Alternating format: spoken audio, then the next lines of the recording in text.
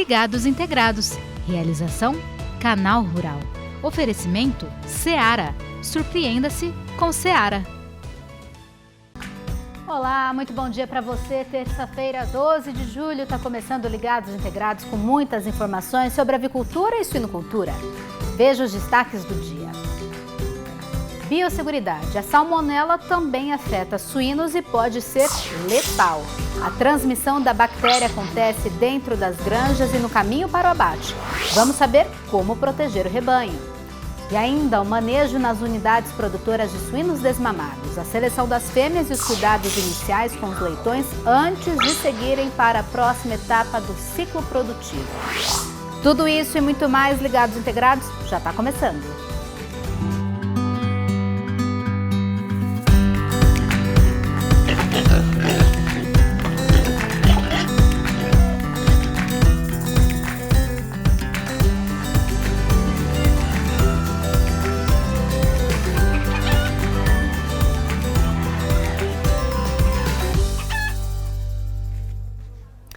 A gente começa essa terça-feira falando sobre os resultados da 10ª edição da campanha Semana Nacional da Carne Suína, que esse ano aconteceu entre os dias 1º e 17 de junho. A duração vai além de uma semana, na verdade.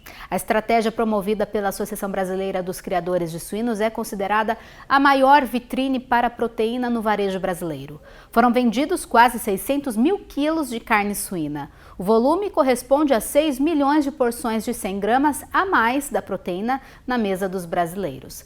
Essa quantidade alimentaria 120 estádios do Mineirão lotados. Para se ter uma ideia, o Mineirão é o 5º maior estádio do país.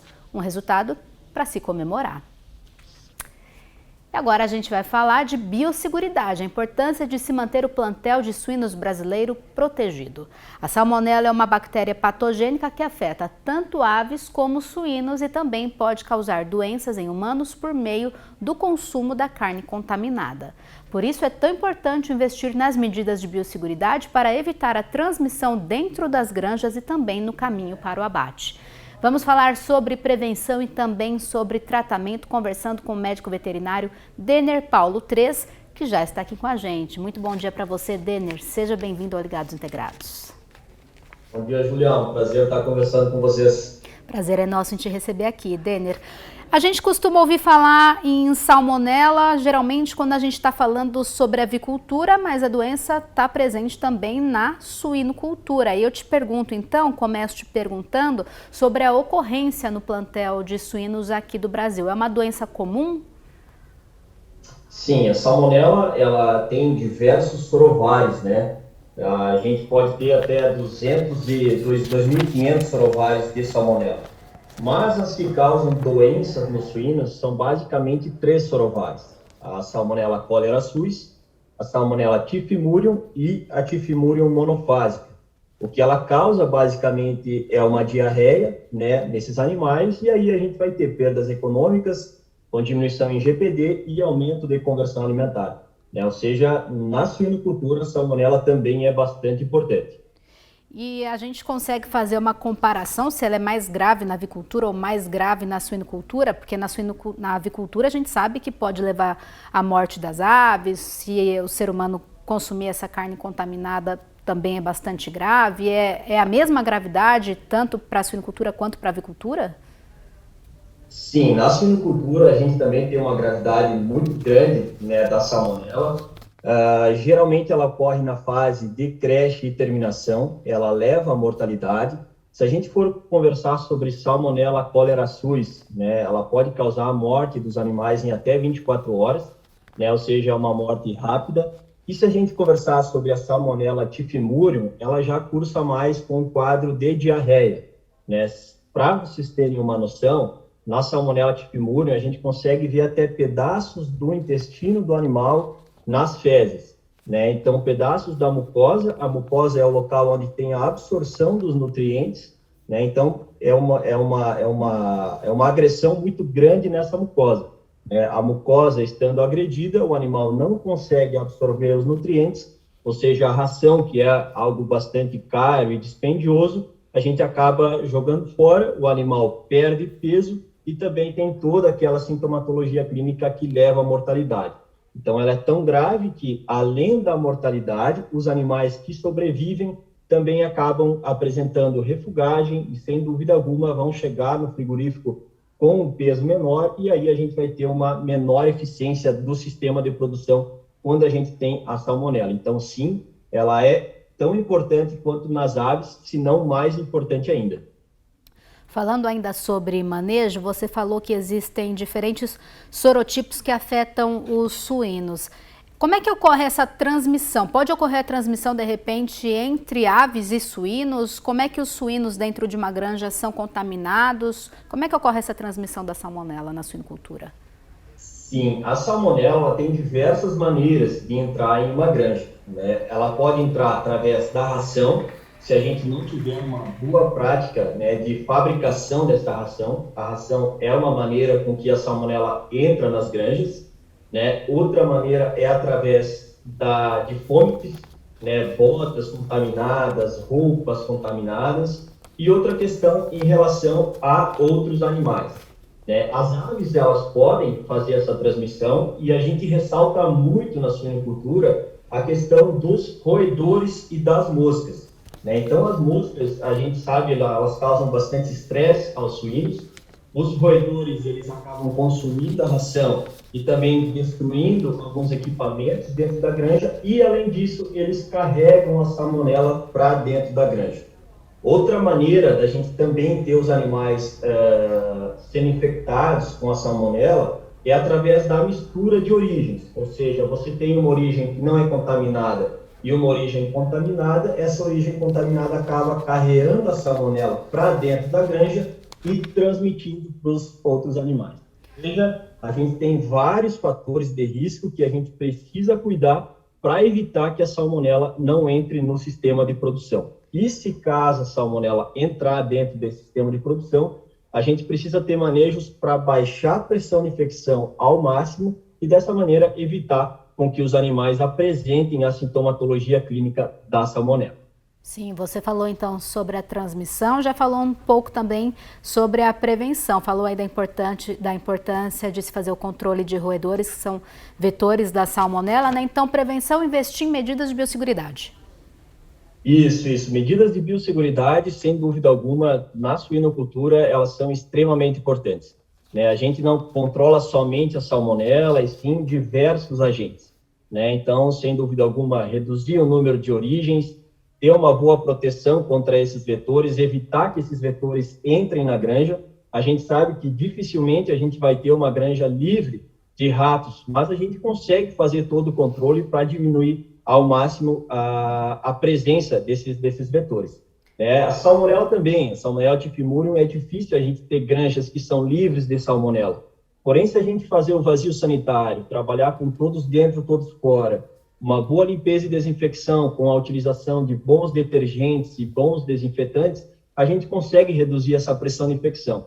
Então, ela vai estar presente na granja, só que com baixa pressão de infecção, os animais acabam não demonstrando a sintomatologia clínica. Então, sim, a biosseguridade, sem dúvida alguma, é a melhor maneira da gente combater a salmonela e evitar que ela cause prejuízos na suinocultura. Aí eu gostaria que você falasse um pouco mais sobre a manifestação dessa doença. Como identificar que os meus animais estão contaminados? Quais são os principais sintomas? E uma vez identificados os sintomas, tem tratamento ou é um quadro irreversível? Certo. Então, a sintomatologia clínica, ela varia de acordo com cada sorovário.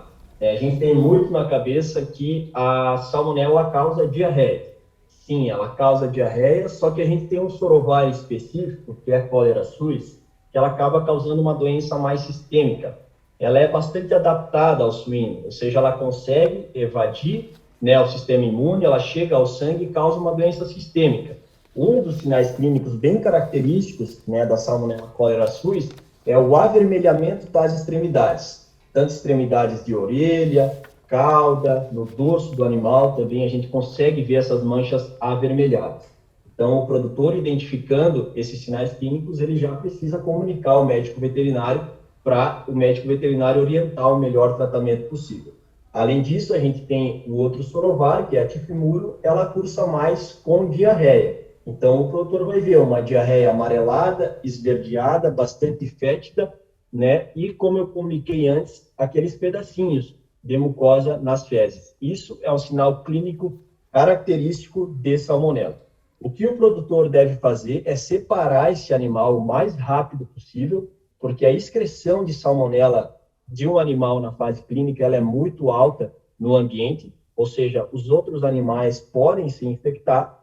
Então, o primeiro manejo a se fazer é separar esse animal doente em uma baia de recuperação, em uma baia hospital, e esse animal na baia hospital a gente iniciar o tratamento curativo com antimicrobianos, né, para combater a multiplicação dessa bactéria, e também um tratamento de suporte, seria com anti-inflamatórios, antitérmicos. Além disso, o produtor precisa crescer o olho para o rebanho como um todo, porque, como eu falei, a excreção é muito alta de salmonela e outros animais podem se contaminar, né? Então, ele precisa ter atenção, porque muito provável naquela baia, os animais que estavam em contato com esse animal que apresentou a sintomatologia clínica, muito provável vão manifestar a sintomatologia clínica também. Então, talvez será necessário um tratamento mais massal, né, de toda a granja contra a salmonela. Mas isso, lógico, produtor sempre bem orientado por um médico veterinário. Tem vacina, Denner? Sim, tem vacina para salmonela. As vacinas, elas são efetivas. Entretanto, elas não inibem que o animal se infecte e que a salmonela se multiplique no suíno. Então, por isso que antes de a gente pensar na questão de vacinar o rebanho, a gente precisa pensar nas medidas mais básicas. Biosseguridade, controle de vetores, redução de origens e, posteriormente, sim, a utilização de vacinas. A vacina ela vai reduzir bastante a excreção da salmonela e também nos auxilia no controle da doença, sem dúvida. É isso, Denner, muito obrigada pelas informações. Lembrando, então, é claro, né, que a salmonela é uma doença séria, traz prejuízos para o produtor, pode levar à morte dos animais, interfere no ganho de peso, mas se a gente comprar uma carne suína de boa procedência, de onde a gente conhece, é claro que não vai oferecer risco para a nossa saúde, não é, Denner? Muito obrigada mais uma vez. Isso, eu que agradeço pela oportunidade. Tchau, tchau. Até uma próxima. Tchau, tchau. Depois do intervalo, manejo na suinocultura, a seleção das fêmeas e os cuidados iniciais com os leitões nas unidades produtoras de desmamados. É daqui a pouquinho, não sai daí. Bom dia, eu sou a Janete Meneghina de Prudentópolis, Paraná. Queria mandar um abraço para todos os suinocultores do Brasil e fiquem ligados que o programa Ligados Integrados volta já.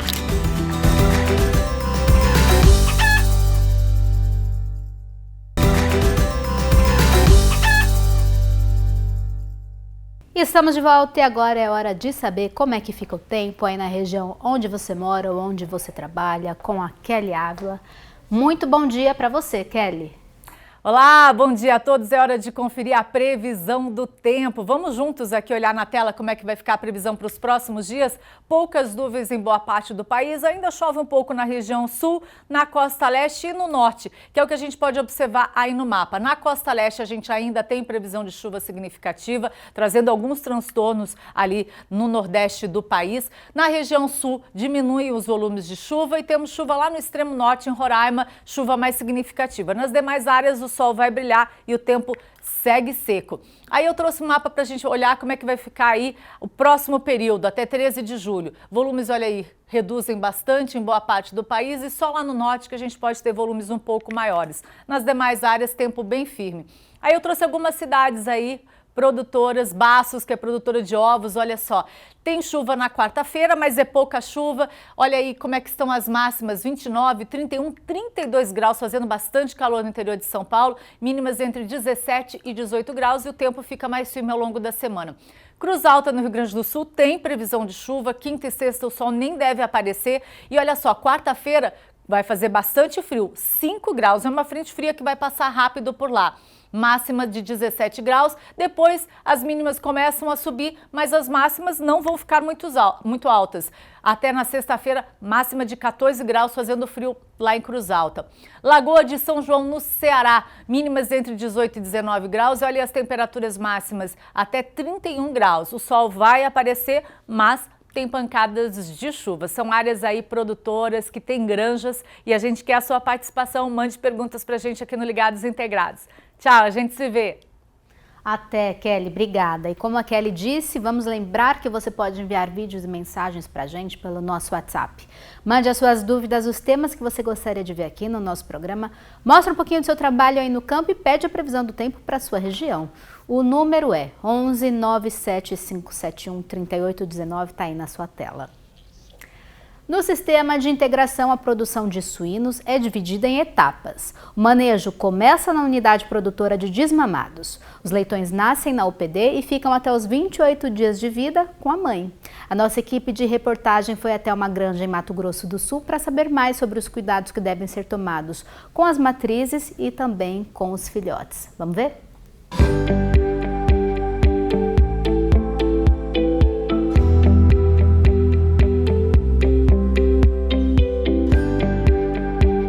Estamos em uma unidade produtora de suínos desmamados, uma UPD. É aqui que os leitões nascem e ficam até os 28 dias com a mãe.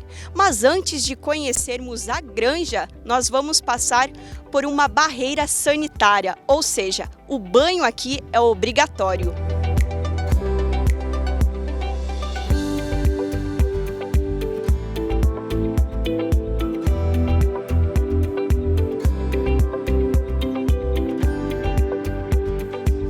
Pronto, roupa colocada, banho tomado, agora a gente vai conhecer a granja.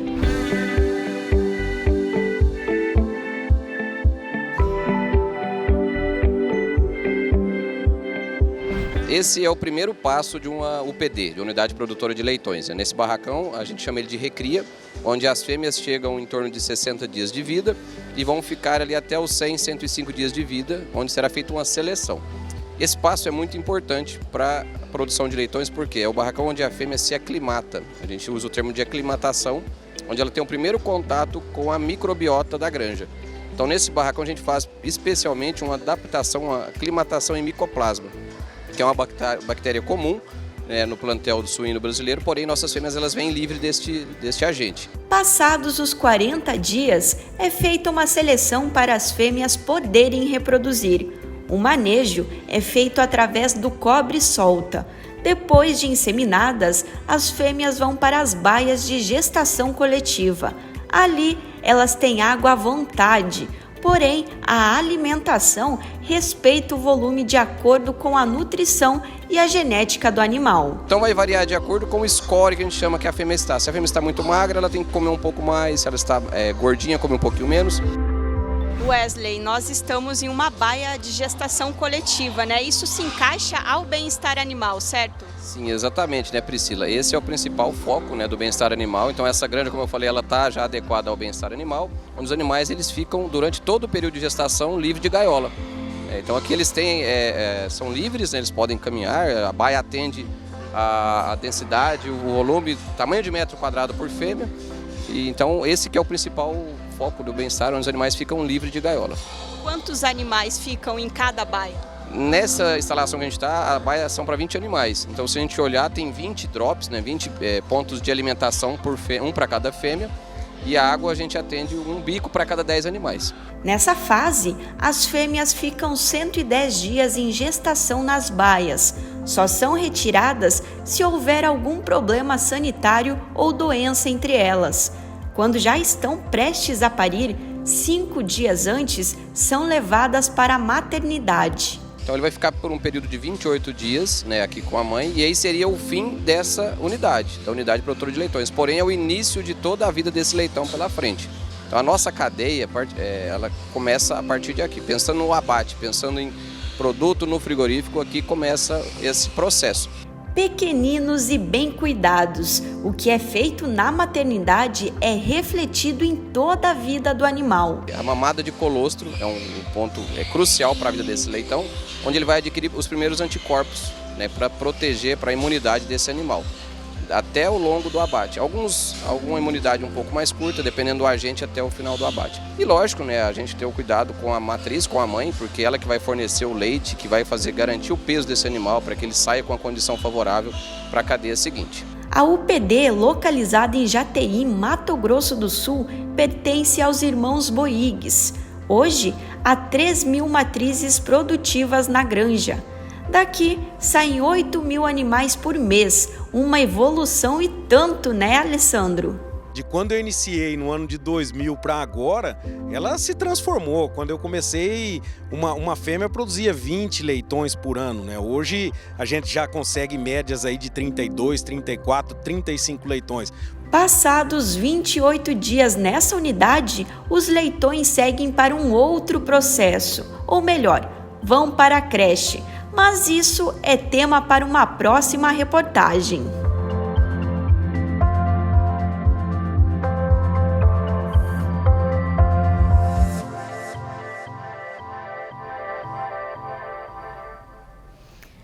E antes de encerrar, um recado importante. Tá chegando a hora. As máquinas vão entrar em campo para dar a largada da abertura nacional da colheita do milho safra 2022. O evento, que é uma realização do Canal Rural e parceiros, vai ser realizado amanhã, 13 de julho, em Canarana, Mato Grosso. Fique ligado, porque vem aí a abertura nacional da colheita do milho safra 2022. Vai ser no dia 13 de julho, a partir das 9 horas da manhã, horário de Brasília. Direto da Fazenda Gaivota, em Canarana, Mato Grosso. Vamos falar sobre oferta, o futuro do milho, controle da cigarrinha e o impacto econômico da produção de etanol.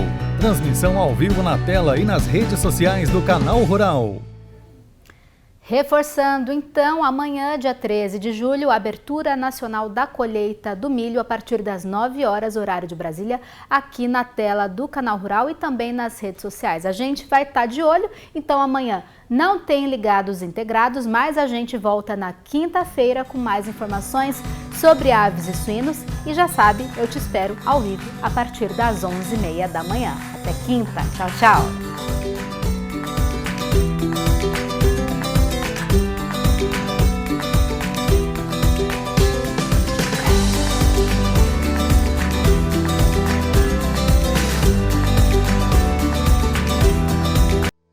Ligados Integrados.